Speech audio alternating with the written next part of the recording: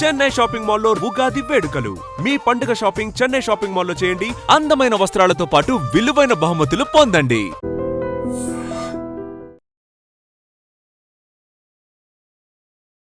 కర్మ అంటే ఏంటి? ఎన్ని రకాల కర్మలు ఉంటాయండి? సింపుల్ గా చెప్పాలి అంటే కర్మ అనేది ఒక వ్యవస్థ. అది ఒక వరం కాదు, ఒక శిక్ష కాదు. కులాలు, మతాలు, రిలీజియన్స్ ఏదీ లేదు. మనకి పురాణాలు, శాస్త్రాలు ఎప్పటి నుంచో ఉన్నాయి. అది మనిషికి సంబంధించింది. ప్రకృతికి విరుద్ధంగా చేసే ప్రతి ఒక్కటి అధర్మం తల్లి. ప్రకృతికి అనుగుణంగా మనం చేసేది ధర్మం. అసలు నిజంగానే ఎక్కడ రాస్తుంది ఈ కర్మ సిద్ధాంతం గురించి? ఎప్పటి నుంచి ఉంది ఈ కర్మ సిద్ధాంతం? కర్మ సిద్ధాంతాన్ని ఎవరు రాశారంటే మనం ఈ విశ్వాన్ని ఎవరైతే నడిపిస్తున్నారో ఆ శక్తి కర్మ సిద్ధాంతాన్ని సృష్టించుంటారు. మన ధర్మం యొక్క గొప్పతనం ఏంటంటే తల్లి, ఇది నువ్వు నమ్మాల్సిందే అని మనకి ఎక్కడా చెప్పబడదు. కేవలం మనుషులకైనా ఈ కర్మ అనేది? ఇప్పుడు కొంతమంది ఏదైనా జరిగిన అది పోయిన జన్మలో కుక్కవా లేకపోతే అని పశువులతో పోలుస్తారు కదా. కేవలం మనుషులకే ఉంటుందా? జంతువులకు కూడా కర్మ ఉంటుందా? ఒకవేళ కర్మ వల్లే వాళ్ళు జంతువులు లాగా పుడతారా? ఇప్పుడు మనిషిలో ఉన్న ఆత్మ రేపు జంతువుల్లో కూడా వెళ్ళుండొచ్చు. మనం చేసే పని వల్ల వచ్చే ఫలితాలు ఉంటాయో కర్మ ఆ ఫలితాలను పట్టుకొని నీ జీవితాన్ని నిర్దేశిస్తుంది. బాధ పెట్టినా, ఎవరైనా ఇబ్బంది పెట్టినా మనకి ఆటోమేటిక్గా ఆలోచనలు వస్తాయి కదా. మనసులో చెడు ఆలోచన చేయకూడదు. చెడు ఆలోచన కూడా కర్మని ట్రిగ్గర్ చేసే పని. మనం తెలిసి ఎవరికి అన్యాయం చేయనంత వరకు, ఎవరిని బాధ పెట్టినంత వరకు everything is fair in life. I dream ప్రేక్షకులకు నమస్కారం. ధర్మ వర్సెస్ కర్మ సిరీస్కి స్వాగతం.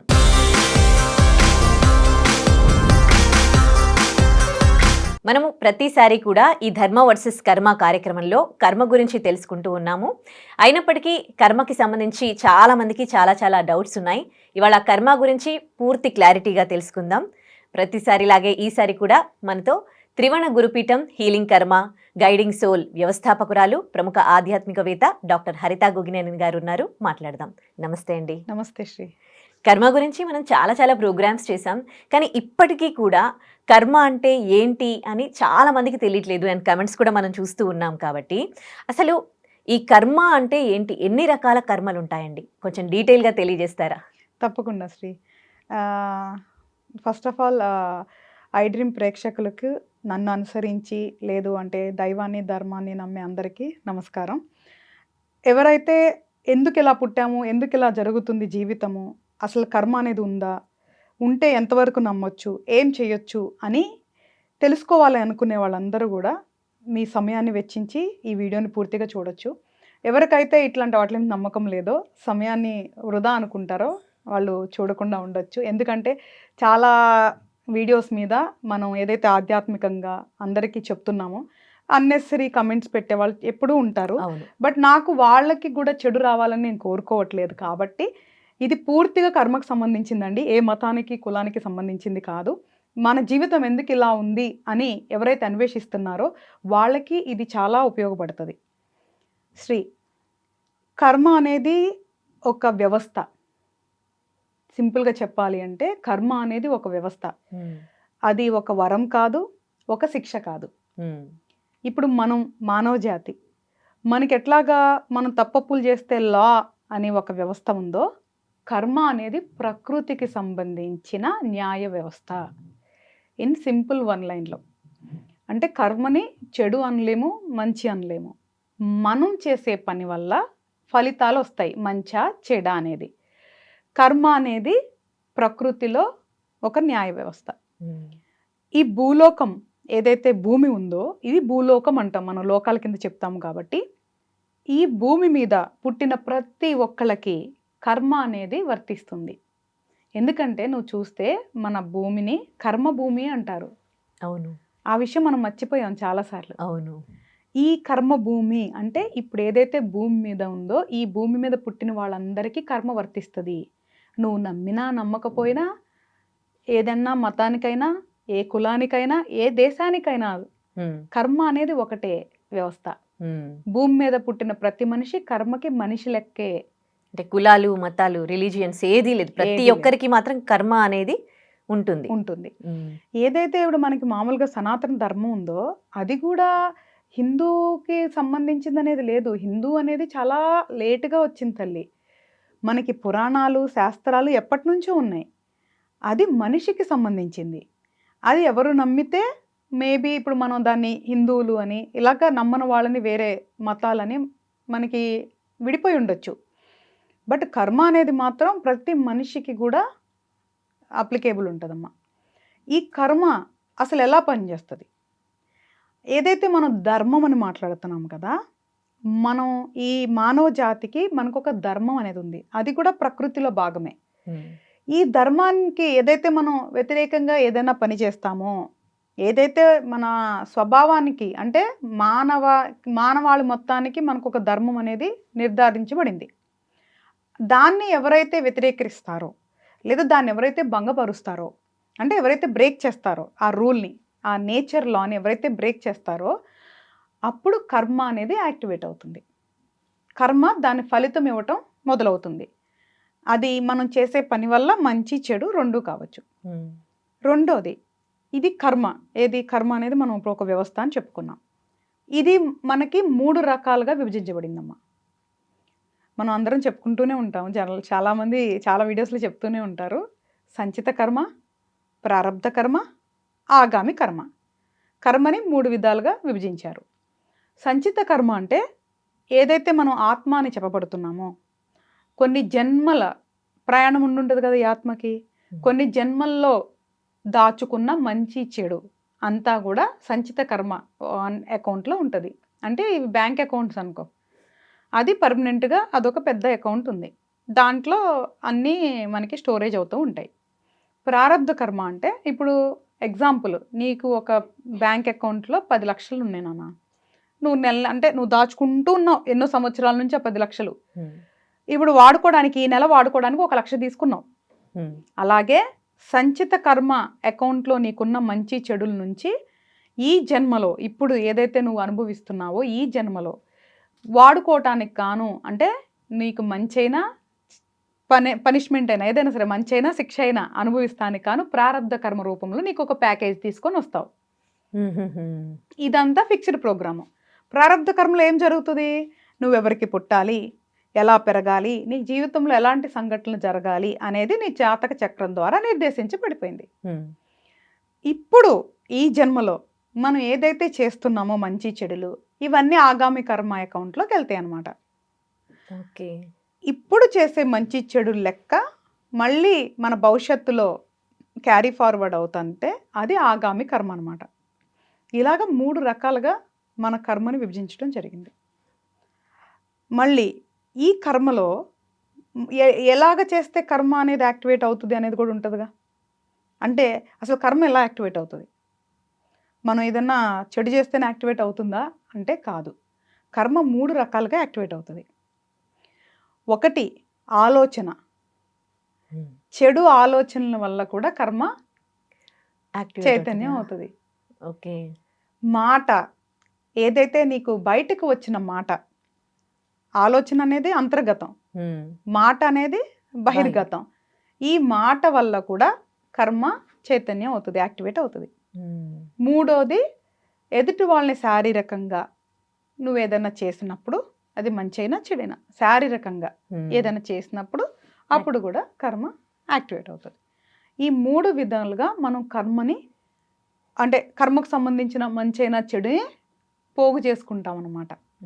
ఇందాక మీరు అంటూ ఉన్నారు కదా, కర్మ అనేది ఒక వ్యవస్థ, ధర్మానికి లింక్ ఉంటుంది. అసలు ధర్మం గురించి ఒక్కొక్కళ్ళు ఒక్కోలా చెప్పారు. ఏది ధర్మం, ఏది అధర్మం బుక్స్ చదివిన వాళ్ళకి తెలుస్తుంది. అసలు ధర్మం గురించి తెలియాలి కదా, ఏది ధర్మం, ఏది అధర్మం, ఏది మంచి, ఏది చెడు? అంటే పుస్తకాలు చదివితేనే తెలియాల్సిన అవసరం లేదు తల్లి.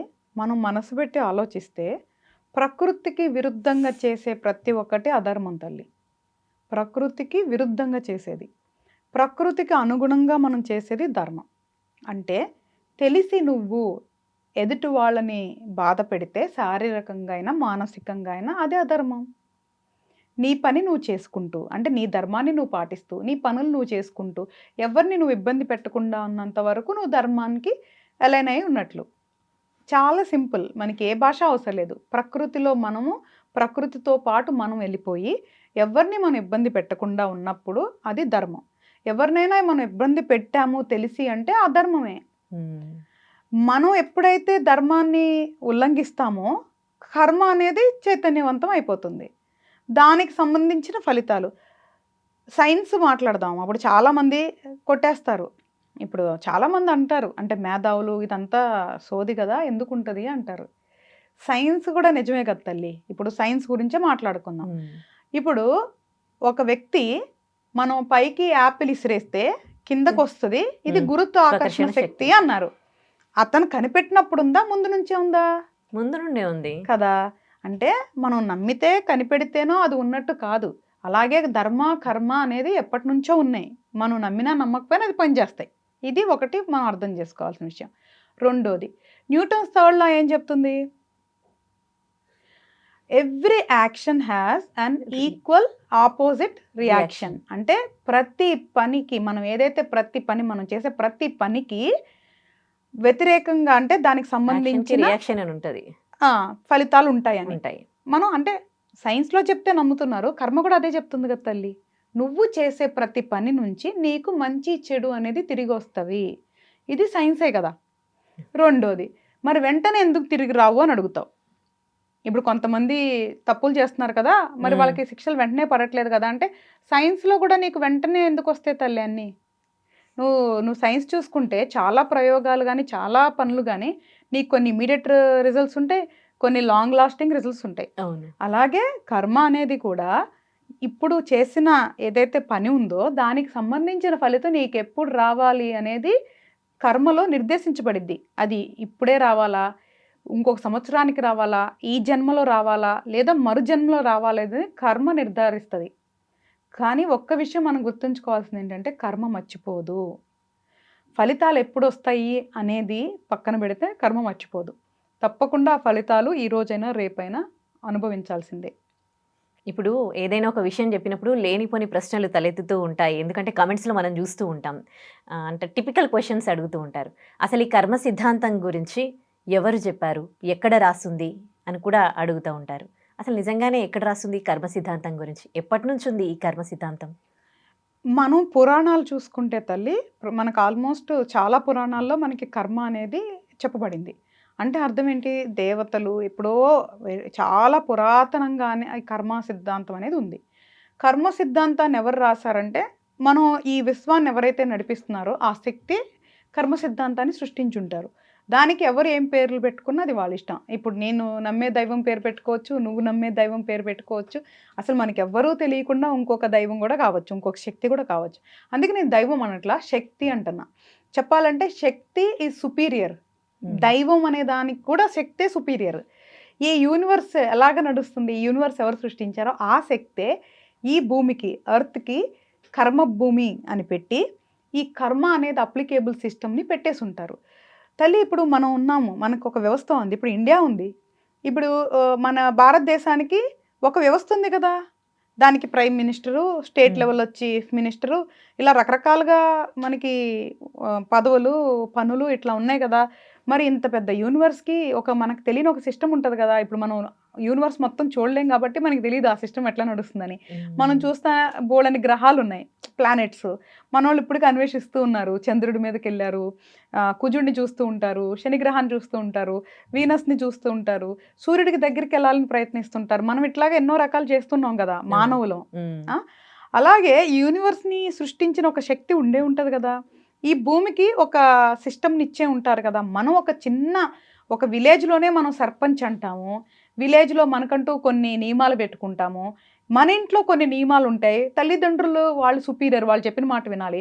మరి భూలోకానికి ఒక అధిపతి ఉండే ఉంటారు కదా, ఓనరు. ఎట్లా మన ఇంటికి మనం ఓనరు, మన ప్రాపర్టీకి ఓనరు, ఇలాగ మన రాష్ట్రం, మన దేశం ఎట్లా అంటున్నామో ఈ భూలోకానికి ఒక వ్యవస్థాపకులు ఉండే ఉంటారు కదా. ఇది నడవటానికి కాను మనకు కనపడని ఒక కర్మ అనే ఒక సిద్ధాంతాన్ని సృష్టించి పెట్టేశారు. మానవులం మనమే దాన్ని చైతన్యం చేస్తాము, అంటే మనం యాక్టివేట్ చేస్తాం అనమాట. మనం ధర్మాన్ని ఇప్పుడు రాసేసి ఉండొచ్చు, వెరీ సింపుల్గా రాసేసారు, పెద్దగా ఏం రాయలేదు. కర్మ సిస్టమ్ అనేది చాలా సింపుల్ తల్లి. ధర్మాన్ని ఎప్పుడైతే ఉల్లంఘిస్తామో కర్మ అనేది మొదలవుతుంది. కర్మ లెక్కలు మొదలైన తర్వాత వాటిని మనం తప్పించుకోలేము. ఆ తప్పించుకోవటానికి మానవుడు తన ఆత్మని అన్వేషించాలి. ఇలాగా ఒక క్లాజెస్ ఒక 5 10 రాసేసి సిస్టమ్ సృష్టించి పెట్టించేశారు. ఆ లూప్ నడుస్తూ ఉంది. ఇందులో మనం కొట్టుకుంటూ ఉన్నాం అనమాట. కాబట్టి ఈ కర్మ అనేది డెఫినెట్గా యూనివర్సల్ ఎనర్జీ, అంటే యూనివర్స్ మొత్తం నడిపించే ఒక శక్తి సృష్టించింది. అండ్ నువ్వు అన్నట్లు పురాణాల్లో శాస్త్రాల్లో కర్మ గురించి చాలా మనకి డీటెయిల్గా చెప్పబడారు. మన భగవద్గీత అంతా కూడా నీకు కర్మ గురించి చెప్పింది. నువ్వు చూస్తే భారతం రామాయణం అన్ని కర్మ గురించి చెప్పిందే కదా తల్లి. అందులో కూడా నీకు పాప పుణ్యాల గురించి ఉన్నాయి, కర్మ గురించి ఉంది. ఇప్పుడు దశరథుడు ఒక రోజున మామూలుగా వేటకెళ్ళినప్పుడు ఒక బాలుడి మీద బాణం వేస్తాడు, తెలుసా తల్లి? ఆ బాలుడు ఒక బాణం వేస్తాడు చూసుకోకుండా, ఏదో జంతువు అనుకొని వేస్తే అది ఒక బాలుడికి తగిలి మరణిస్తాడు. అప్పుడు శపిస్తారనమాట అలా తండ్రి, నువ్వు కూడా కొడుకు వియోగంతో మరణించాలి అని. అర్థమైందా?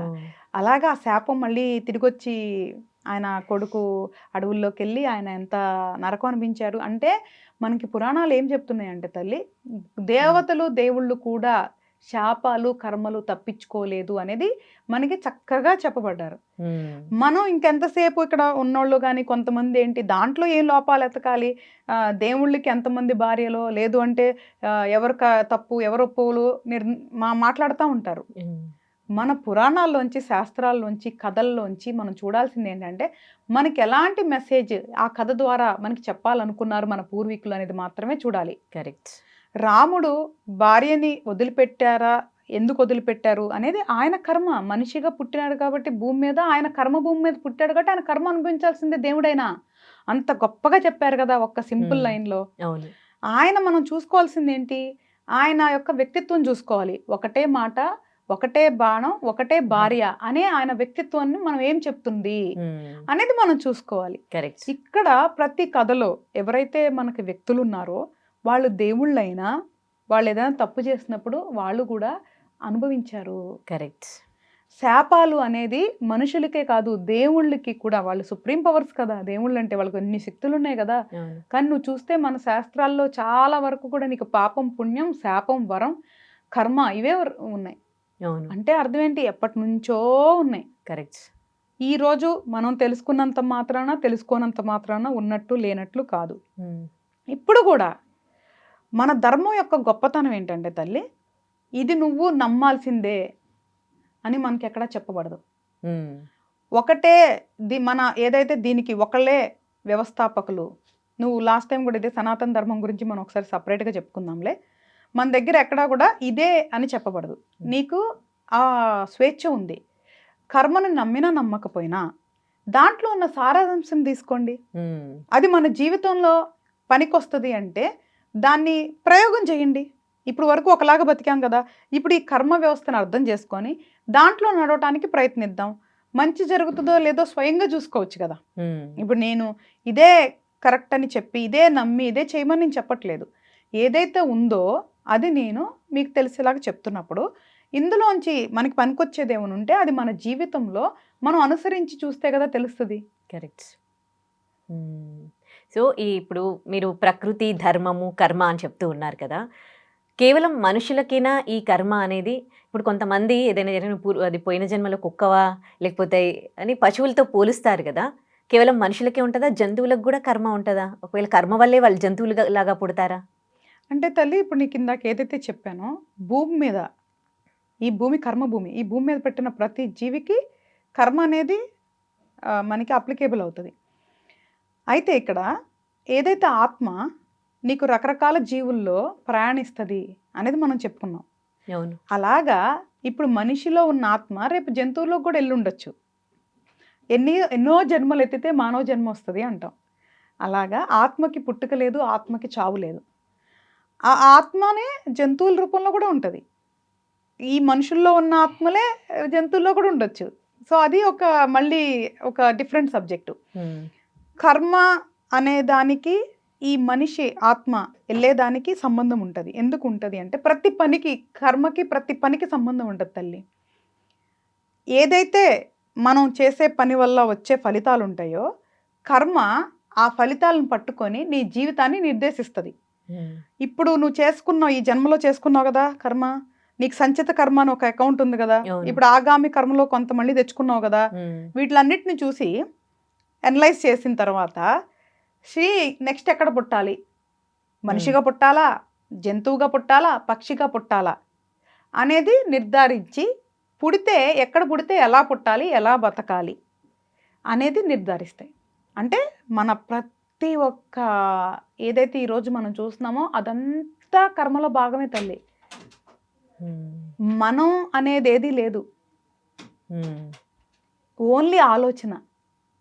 ఇప్పుడు కర్మ ఏం చేసింది, ఇంతకుముందు మనం ఎప్పుడు మాట్లాడుకున్నట్లు ఈ జీవితంలో మనం ఎప్పుడు ఎవరికి పుట్టాలి, ఎలాంటి సంఘటనలు జరగాలని మన జాతక చక్రం మన గ్రహాలు నిర్దేశించి వాటి పని అవి చేస్తూ ఉంటుంది. నిన్ను పుట్టించిన తర్వాత కర్మ పని అయిపోయింది.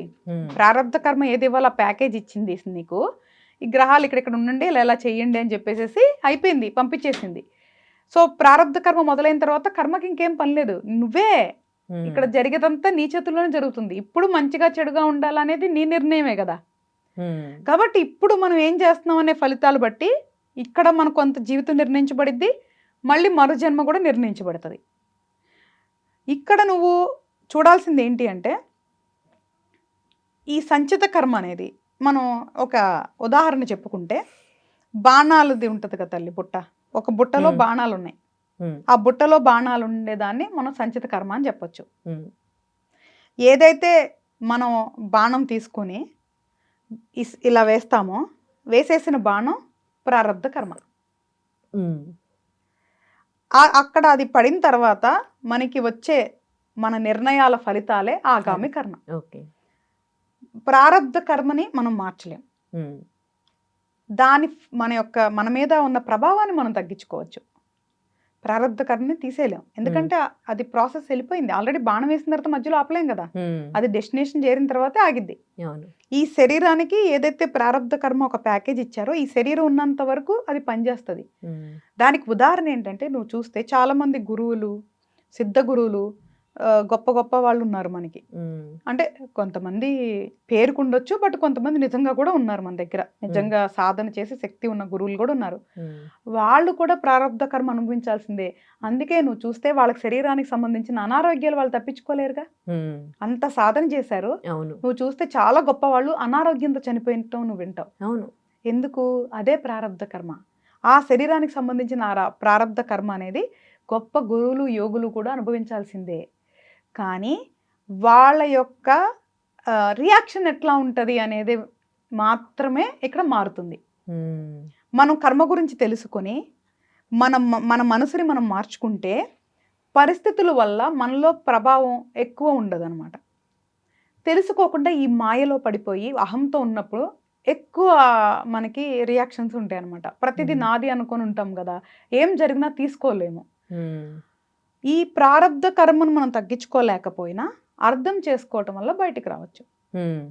సంచిత కర్మను తగ్గించుకోవచ్చు, ఆగామి కర్మను ఆపొచ్చు. కర్మ సైకిల్ని బ్రేక్ చేయటం మాత్రం మన చేతుల్లోనే ఉంటుంది. ఇప్పుడు ప్రారబ్ధ కర్మలో వాళ్ళు చాలా చాలా మంచి వాళ్ళు, కానీ చాలా కష్టాలు అనుభవిస్తున్నారు అనుకోండి, వాళ్ళకి ఏంటి సొల్యూషన్? ఇప్పుడు వాళ్ళు అంత మంచి మనసున్న వాళ్ళు ఏదో కర్మ వల్ల వాళ్ళు కష్టాలు అనుభవిస్తూ ఉంటే ఏంటి వాళ్ళ పరిస్థితి ఏంటి? ఇందుకే మనం కర్మను ఎందుకు నమ్మాలంటున్నానంటే, ఇప్పుడు నువ్వు అడిగిన దాంట్లో కర్మను ఎందుకు నమ్మాలి అనే దానికి కూడా ఆన్సర్ ఉంది. కొంతమంది పుట్టుకతోనే అనారోగ్యంతో పుట్టే వాళ్ళు ఉంటారు, కొంతమంది పుట్టుకతోనే పేదరికంలో పుడుతున్నారు, కొంతమంది పుట్టుకతోనే ధనికులుగా పుడుతున్నారు, కొంతమంది పుట్టుకతోనే ఆరోగ్యంతో పుడుతున్నారు. ఇది ఎవరు నిర్ణయిస్తున్నారు? అందుకే కర్మను నమ్మమంటున్నా.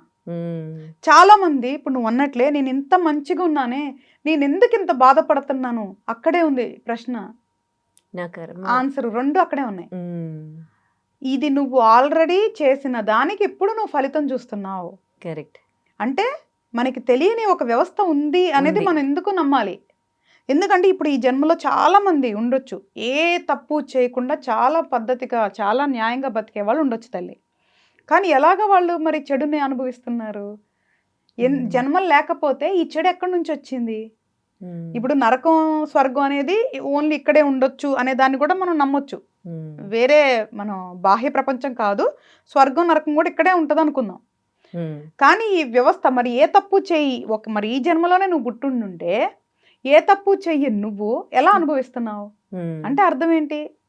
ఉంది మనకి తెలియని ఒక పెద్ద గోడ ఉంది, అదే కర్మ. దాంట్లో మంచి చెడులు పొందుపరుస్తారు, దానికి సంబంధించి మనం అనుభవిస్తాము.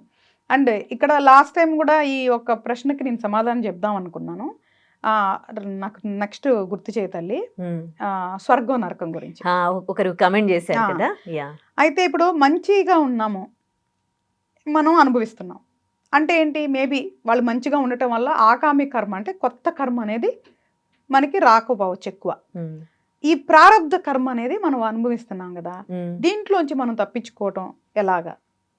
ఇంతకు నేను చెప్పినట్టు తప్పించుకోలేం, తగ్గించుకోగలం. తగ్గించుకోగలంటే కర్మం తగ్గించగలం అంటే కాదు, మనల్ని మనం దాన్ని అనుభవిస్తానికి సిద్ధం చేసుకోగలం.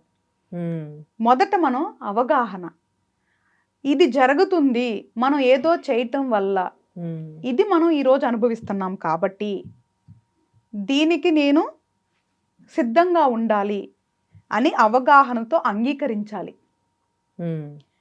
ఒక వ్యక్తి వల్ల మనం బాధపడుతుంటే ఈ వ్యక్తి వల్ల నేను బాధపడుతున్నాను అని భ్రమపడకుండా నా కర్మానుసారం ఈ వ్యక్తి ద్వారా ఇది నేను అనుభవిస్తున్నానంటే ఈ వ్యక్తిని నేను ఇంతకుముందు ఎప్పుడో బాధ పెట్టుంటా, రుణానుబంధం ద్వారా ఇది నాకు తిరిగి వచ్చింది, అదే అవగాహన అంగీకారం చేసి ఆ వ్యక్తిని క్షమించు.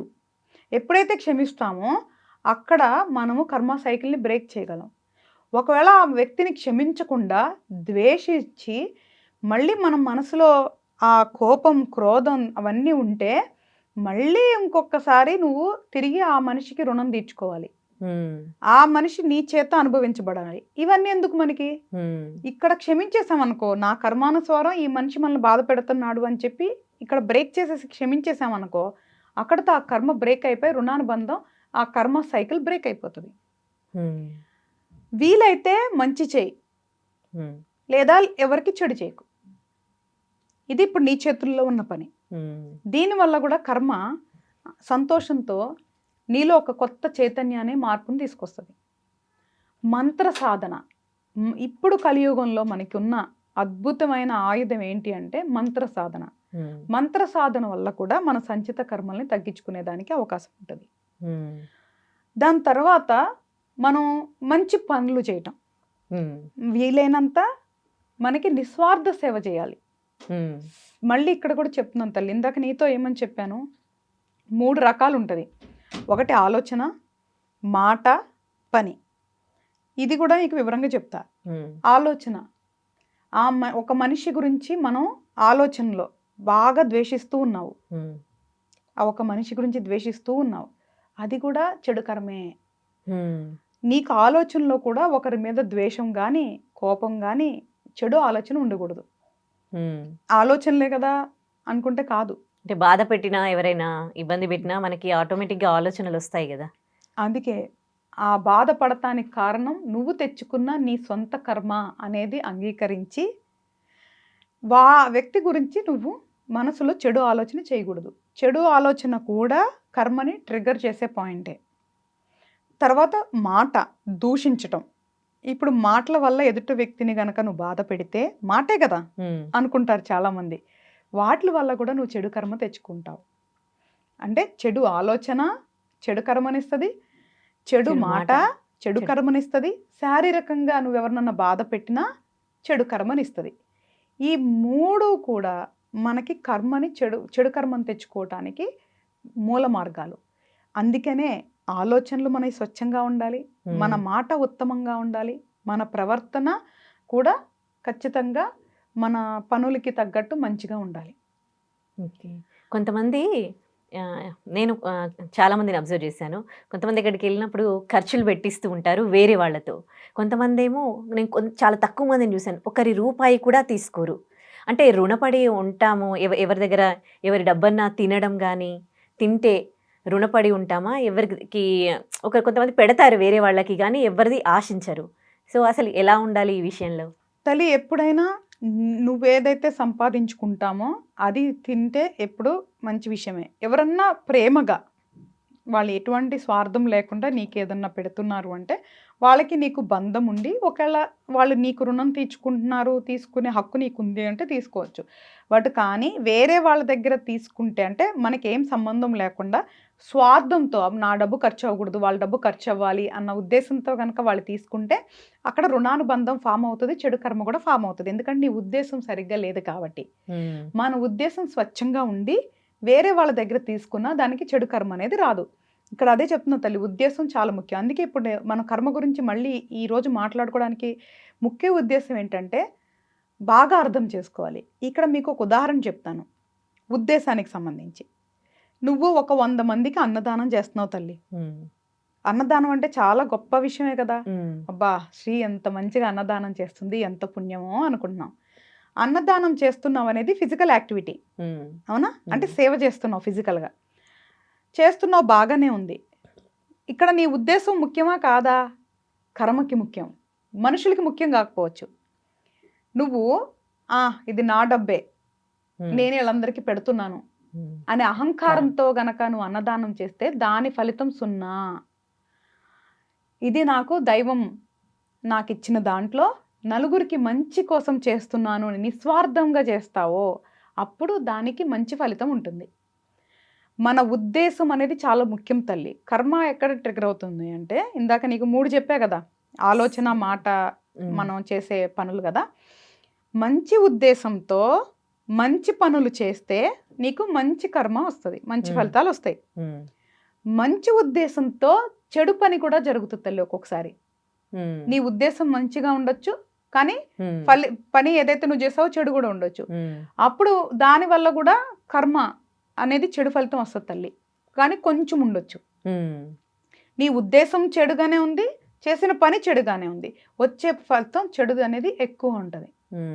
అందుకనే మనం ప్రతిదీ కూడా ఆలోచించుకొని ఆచితూచి అడుగేయాలి మనం చేసే ప్రతి పని కూడా. అందుకే మన ఉద్దేశం కూడా ఒకటి తల్లి. మనం సేవ ఏదైతే చేస్తారో నువ్వు చూస్తే చాలా మంది రీల్స్ కోసం చేస్తారు, ప్రమోషన్స్ కోసం చేస్తారు, పలుకుబడి కోసం చేస్తారు, అహంకారంతో చేస్తారు.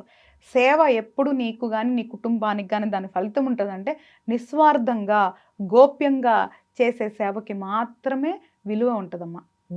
ఎప్పుడైతే నీ ఉద్దేశం సరిగ్గా ఉండదో నువ్వు చేసిన సేవకి నీకు ఫలితం ఉండదు, వేరే వాళ్ళకు ఉంటుంది కానీ నీకేం ఫలితం ఉండదు దానివల్ల. అందుకే ఏదైనా సేవ చేస్తే నిస్వార్థంగా చేయాలి. ఇప్పుడు అర్థమైంది కదా తల్లి. ఇప్పుడు నేనేమంటున్నాను, మన ఉద్దేశం ఎంతో ముఖ్యమైన ఉద్దేశం అయి ఉండాలి కదా. ఇప్పుడు నువ్వు నీ చేతిలో ఒక యాపిల్ ఉందమ్మా, నీకెవరో ఇచ్చారు తినమని, నీకెందుకో తినబుద్ధి అవ్వలేదు, దాన్ని నువ్వు వేరే వాళ్ళకి ఇవ్వచ్చు తినటానికి, లేదా అది పట్టుకెళ్ళి నీ కుటుంబానికో నీకు తెలిసిన వాళ్ళకో ఇవ్వచ్చు. నీ ఉద్దేశం అవునా? అంటే నీ యాక్షన్, నీ పని. ఇక్కడ నీ ఉద్దేశం నీ పని, నీకు తినాలని లేదు, దాన్ని ఎవరికన్నా ఇవ్వచ్చు అని ఆలోచన వచ్చి ఇవ్వటం పని. అంటే 2 ఉన్నాయి, ఆలోచన, యాక్షన్. లేదు నీ కుటుంబం వాళ్ళకైనా ఇవ్వచ్చు, తప్పేం లేదు. మనం ఎప్పుడు స్వధర్మం తర్వాతే పరధర్మం కాబట్టి నీ సొంత మనుషులు కూడా ఇవ్వచ్చు. కానీ నువ్వేం చేసావు, ఏంది వీళ్ళు ఇచ్చేది నేను తినేదని చెప్పి దాన్ని ఇసిరేసావు. అర్థమైందా? అది ఎవరికన్నా తగిలింది, నువ్వు వద్దు అనుకొని ఇసిరేసావు, అది ఎవరికన్నా తగిలింది, నీకు సంబంధం ఉందా లేదా? ఉంది. అది అలా నేను ఫీల్ అవ్వదు తప్పు.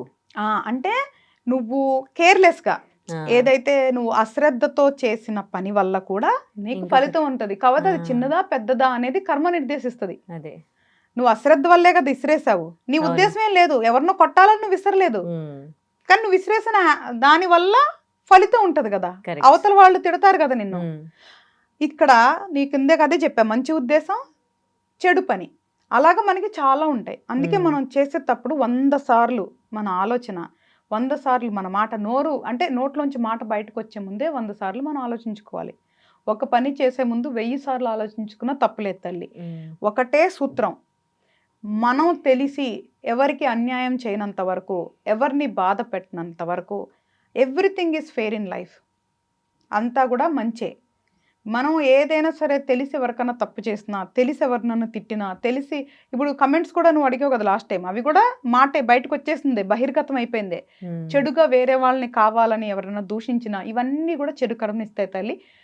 అందరికీ పెద్ద ప్రశ్న ఏంటి అంటే, ఎప్పుడు అంటే వాళ్ళు బాగున్నారు కదా, వాళ్ళు తప్పులు చేస్తున్నారు కదా, వాళ్ళు బాగానే ఉన్నారు కదా. ఆ ఫలితాలు ఎప్పుడు రావాలనేది కర్మ చూసుకుంటది, మనం ఎవరం చూసుకోవడానికి.